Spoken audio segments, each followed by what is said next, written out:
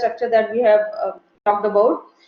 Whether we talk about arrays, linked lists, stacks, or you name strings, right? They all are the linear type of data structure. Graphs as well as trees, they are the non-linear type of data structure. Right? So the first thing about trees is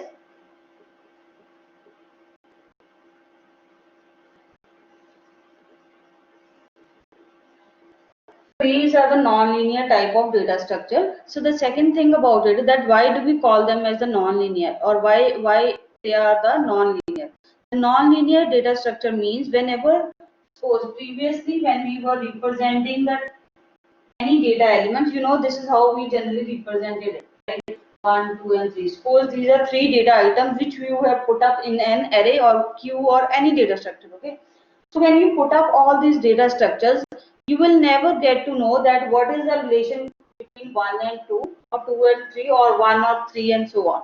So there was no way out where you will be able to see what is the relation between the items which are there, right? So whenever you have the requirement where you want to show the relationship between two data items, in that case you need to use some non-linear type of data structure where the representation of the data will be done in the hierarchical format, right? So hierarchical format means that they all will not be put up on a same level, they all will be at the different level. So the same example which I took, I was representing 1, 2, and 3 in a linear form. There I was not able to understand that what is the relation between 1, 2, and 3. But if I represent the same data elements 1, 2, and 3 in this hierarchical format, in that you can very well see that they are at the different level. 1 is at the different level, 2 and 3 they are on the same level, but the level of these are different. So in this case, when you have a look at it, you can very well see that what is the relation between 1 with that of 2 and what is the relation of 1 with that of 3. Along with that, you can very well see the relationship between 2 and 3. So whenever you have this type of requirement, or whenever you have this type of data where you have to show the relationship between multiple data items you are using, you will always prefer using the tree data structure, or you can go in for the graphs also. It depends which type of data structure or which type of data items you have. According to that, you will start using their data structure, right?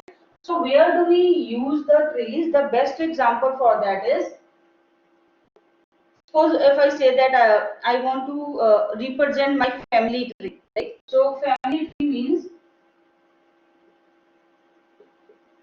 the example which, like, family tree is one of the very easy, and like you can understand it very easily, that if I have to represent my family tree, I can represent it with the help of tree data structure. Why so? Because there at the top I can name any grandparent, then I can name my like father, then I can name my uncle, then I can name my, in your books, right? When you refer your index, what do you see there? There you can see that the topic, entire topic name is table of contents. In that there is hierarchical representation. First is introduction, then second is your uh, chapter 1, chapter 2, and in between those chapter 1, 2, and 3 you have the bulleted numbers also. Suppose this is table of contents, one is chapter 1, right? Similarly you will have chapter 2 and many other things. Along with that, you will have the references also, right? And in table 1, there is a probability that in chapter 1 also there will be the hierarchy where you will be representing some value 1.1. Right? This is the main heading of the chapter. In that chapter, you will have 1.1. It will have some data related with it, right? It can have 1.2, it can have 1.3, right? Similarly, here also, when this is further subcategorized, then it will be 1.1.1, right? 1.1.2, and so on. Similarly, here also, when you will have sub portions of it, it will be 1.2.1, 1.2.2, and so on. And similarly, it will be 1.3.1, 1.3.2. Right.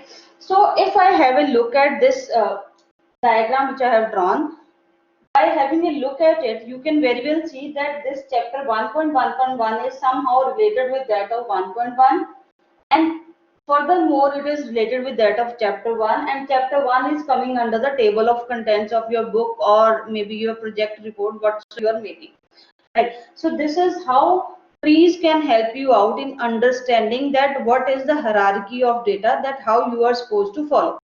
This is one of the other examples, right? So in real life, in like suppose I am representing some algebraic expression in land vehicles also, you can further subcategorize them in sub, like four-wheeler, two-wheeler, and so on. So tree will be the best example for the tree will be the best data structure which will help you out in representing the data in a proper manner, right? Now when we are representing any algebraic expression, right, all the algebraic expressions that we have normally, like if you remember from the expression that we did in your stacks, there also we have used certain expression. Those expression can also be represented with the help of the trees associated with it. Here I have drawn a tree.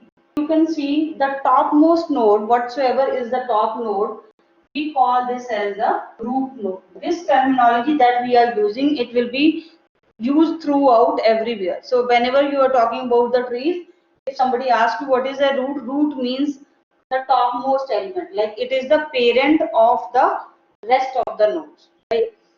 We call it as the root node. And B and C, they are this, and along with that we call it as the parent node also. A is can be called as the root node, it can be called as the parent node also. Now let's go to the second level. Here and right here, so right here, B and C, they are children of A, okay? And this way they are sibling to each other. They are siblings to each other. Fine. B and C are siblings to each other. Similarly, and this arrow which is represented here, this arrow is representing a relation between A and B.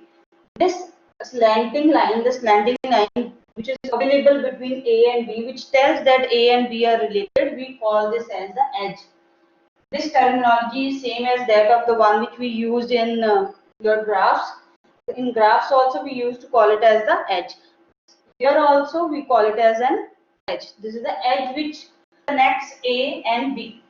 Fine enough. Along with that, there are, whenever you have some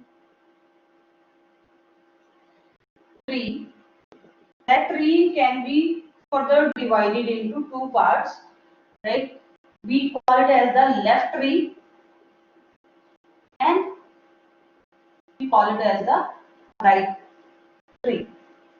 Right? So this is the main tree, like this entire, all the nodes, they are part of one tree where A is the parent node, but this parent node further has few nodes, and all the nodes which are towards the left of this parent node, they are part of your left tree, which is represented with the term T1, right? And similarly, all the nodes which are towards the right of your root node or towards the right of your parent node, they are called as they are part of the right tree, which is represented with the term T2 and E.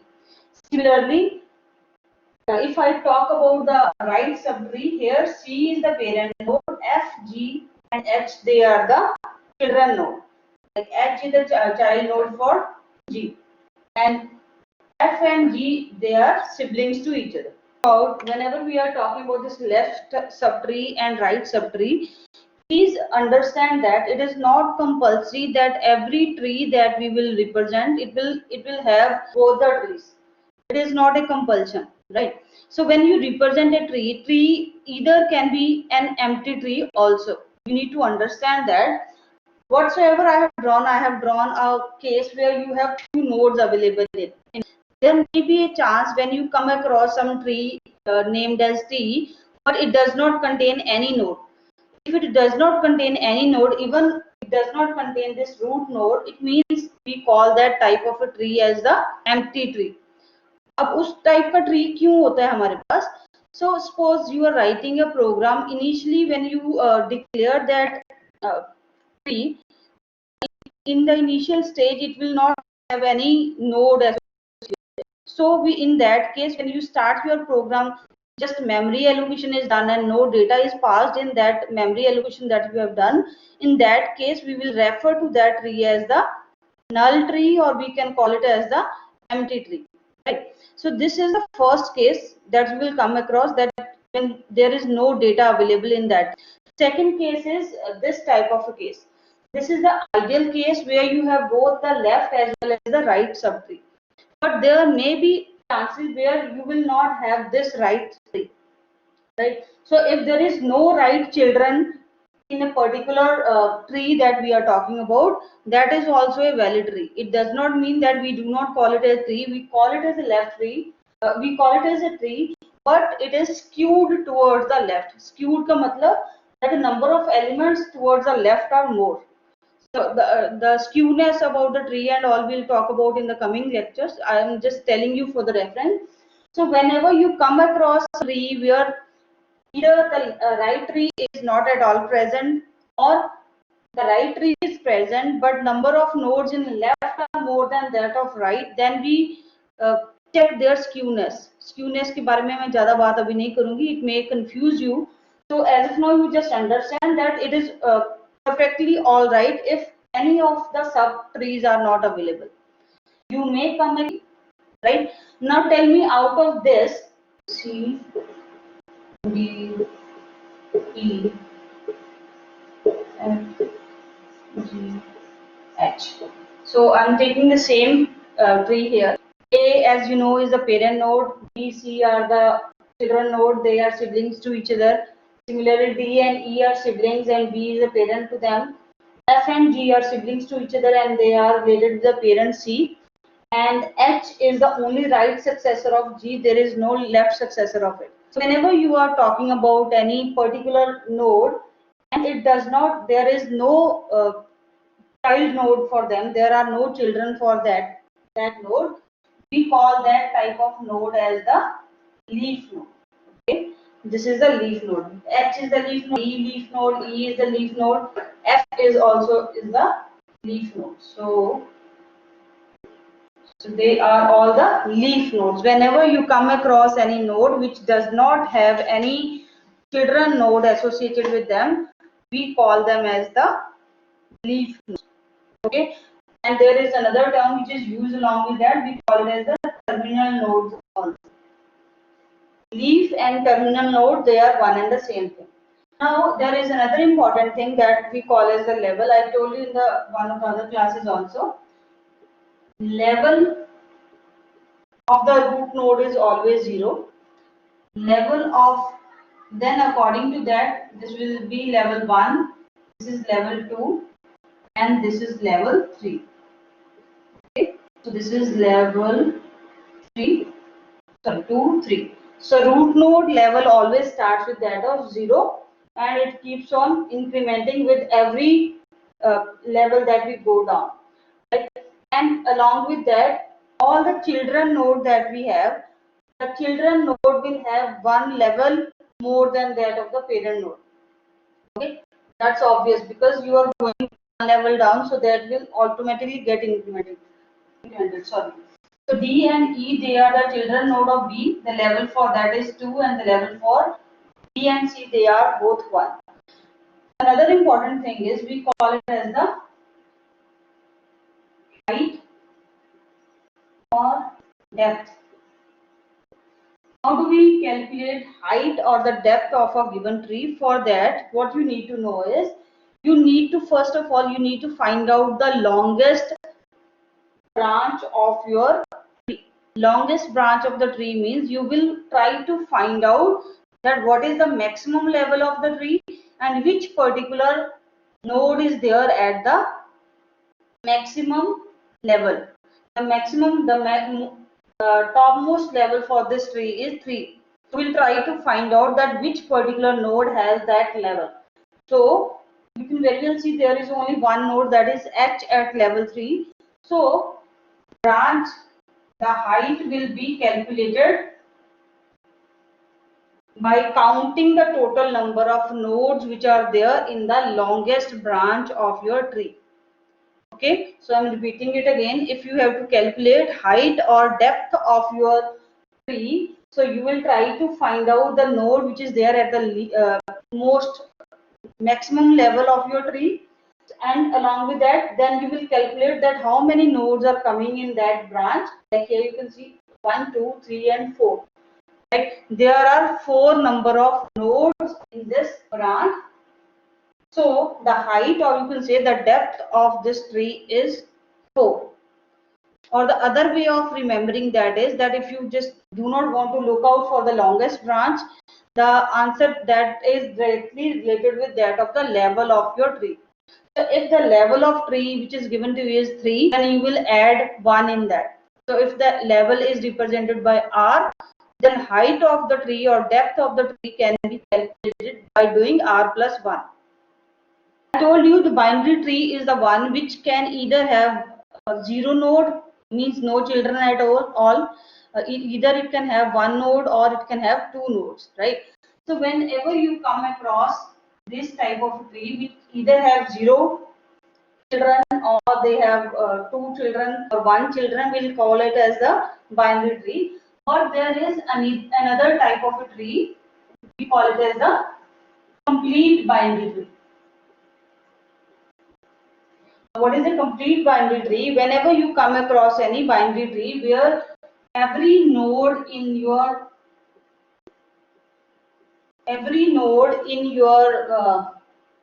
tree have at least 2 nodes, right?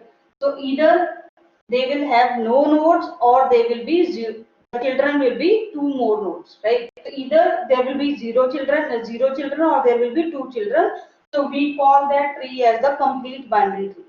Right? So it is D, E, F, and G. Right? So this is what we call as the complete binary tree. There is no concept something like this. There cannot be this